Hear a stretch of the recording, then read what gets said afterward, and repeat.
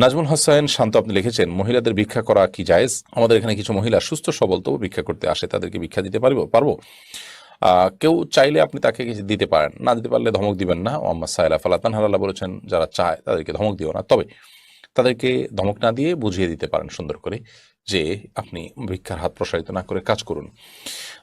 ভিক্ষা এটা কারোর জন্যই প্রশংসনীয় নয়, সেটা নারী হোক আর পুরুষ হোক, সবারই কাজ করা উচিত। অতএব পুরুষদের জন্য যেরকম ভিক্ষা করাটা অনুচিত, মহিলাদের জন্য ভিক্ষা করাটা একইভাবে অনুচিত। একান্ত নিরুপায় না হলে মানুষের কাছে হাত পাতা এটা উচিত নয়। আপনি তাকে বুঝাই দিবেন, আর যদি আপনি তাকে না দেন নিরুৎসাহিত করার জন্য, তো সেটা একান্ত আপনার ব্যাপার, অবশ্যই না দেওয়ার রাইট অধিকার আপনার আছে। মোহাম্মদ নাইম আপনি লিখেছেন, অনেক সময় আমাদের কাছে ভিক্ষুক আসে এবং আমরা তাদের ভিক্ষা না দিলে বলি যে মাফ করেন। এই মাফ করেন বলা কি জায়েজ আছে বা বলা যাবে কিনা?